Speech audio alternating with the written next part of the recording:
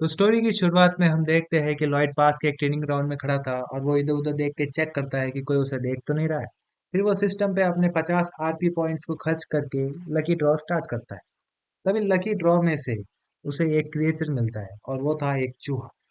Lloyd मन में कहता है मेरे 50 पॉइंट यूं ही खर्च हो गए। उसके बाद लॉयड कहता है कि ये चूहा आखिर मेरी कंस्ट्रक्शन में क्या हेल्प करेगा। ये कह के लॉयड जाने लगता है। तभी वो नाराज चूहा लॉयड के पीछे आता है और कुछ कहने की कोशिश कर रहा था। लॉयड पीछे मुड़ता है और वो नाराज चूहा अपने मुंह के माउथ में से कुछ पेपर्स को छूटता है। तभी लॉयड उन पेपर्स को उठाता है। पहले वो देखता है कि उस पेपर के अंदर एक मैनुअल है। वो मैनुअल कहती है कि इस चूहे का नाम है पोडोंग। पोडोंग को लाल सनफ्लावर बीज खिलाने से पोडोंग 12 घंटे के लिए बड़ा हो जाएगा और ब्लू सनफ्लावर बीज को खिलाने से पोडोंग छोटा हो जाएगा। लॉयड कहता है क्या अजीब सी चीज है, पर एक बार ट्राई तो करे। लॉयड पोडोंग को लाल बीज खिलाता है और देखते ही देखते पोडोंग 5 मीटर नहीं, 10 मीटर नहीं, पूरे 20 मीटर बड़ा हो जाता है। और पोडोंग के पास 3 स्किल्स है। स्किल नंबर 1, पोडोंग खोद सकता है। स्किल नंबर 2, पोडोंग ऊबड़ खाबड़ जमीन को समतल बना सकता है। स्किल नंबर 3, पोडोंग बड़े से बड़े हैवी ऑब्जेक्ट को अपने मुंह के पाउच में कैरी कर सकता है। ये देखते ही लॉयड चिल्ला के बोलता है ये है एक असली जैकपॉट। फिर हम नेक्स्ट सीन में देखते हैं कि लॉयड मेंशन के हॉलवे में चल रहा था और हमें पता चलता है कि लॉयड ने पोडोंग को ब्लू बीज खिलाकर पोडोंग को छोटा कर दिया है और पोडोंग अभी लॉयड की जेब में रेस्ट कर रहा है। तभी लॉयड कहता है अब टास्क नंबर 2 चालू करना है, जो कि है लेबर्स का अरेंजमेंट। फिर हम देखते हैं नेक्स्ट डे। लॉयड विलेज के आर्मी के सामने खड़ा था और कहता है कि repeat with me, safety first. Village के आर्मी को कुछ समझ में नहीं आ रहा।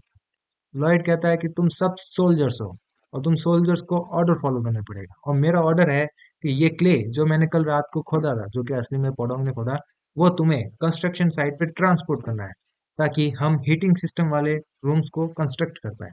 ये सुनते ही पूरे आर्मी का चेहरा उतर जाता है। लॉयड मन में कहता है ये मैंने एक्सपेक्ट किया ही था।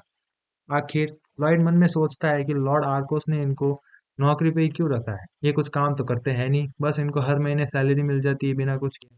और लॉयड कहता है चलो इसी बहाने मुझे मुफ्त के लेबर तो मिल गई। तभी पीछे से एक आवाज आती है, मास्टर लॉयड ये आप क्या कर रहे हो। लॉयड पीछे मुड़ के देखता है कि वो और कोई नहीं, सीनियर नाइट न्यूमैन है। लॉयड मन में कहता है बस इसी की कमी रह गई थी। फिर लॉयड हमें बताता है कि स्टोरी के हिसाब से इस विलेज के अंदर 3 नाइट है। सीनियर नाइट सर न्यूमैन, फिर सेकंड नाइट सर बेरियन और थर्ड नाइट अपनी स्टोरी का मेन कैरेक्टर जेवियर।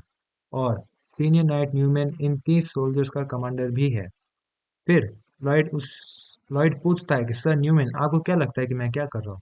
तो सर न्यूमैन कहता है कि देखने से ऐसा लगता है कि आप हमारे 30 ऑनरेबल सोल्जर्स को मजदूरों वाला काम बता रहे हो। लॉयड कहता है अरे सर न्यूमैन आपने तो एकदम सही पहचाना। तब सर न्यूमैन कहता है कि इन 30 सोल्जर्स के कमांडर होने के नाते मैं आपको ये परमिशन नहीं दे सकता। तभी लॉयड मन में सोचता है कि लॉर्ड आर्कोस फ्रंटियर के बुरे टाइम में सबसे पहला धोखेबाज यही था जिसने विलेज की क्रिटिकल इंफॉर्मेशन उन 2 बिजनेसमैन को बेची और उन 2 बिजनेसमैन उस इंफॉर्मेशन के बल पे लॉर्ड आर्कोस को ठगा और लॉर्ड आर्कोस को कर्जे में डाल दिया।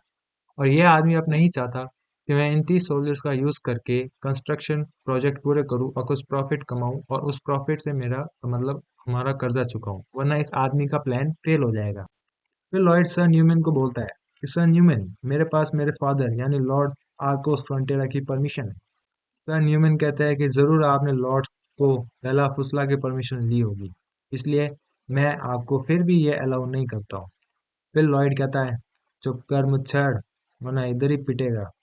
ये सुनते ही सर न्यूमैन आग बबूले हो जाते हैं। और तो और फिर लॉयड अपने फावड़े से सर न्यूमैन के ऊपर मिट्टी और उछाल देते हैं। ये देखते ही आसपास के सभी लोग शॉक हो जाते हैं। सर न्यूमैन लॉयड को कहता है कि मास्टर लॉयड क्या आप एक नाइट का ऑनर बेइज्जत कर रहे हो। तभी लॉयड कहता है नहीं नहीं ऐसी बात नहीं है। चलो सर न्यूमैन एक काम करते हैं, एक दूसरे की रैंक्स को भुलाकर क्यों ना डुअल करें। तभी सर न्यूमैन कहता है कि मैं डुअल एक्सेप्ट करता हूँ मास्टर लॉयड, पर मास्टर लॉयड इसके लिए आप जरूर पछताओगे।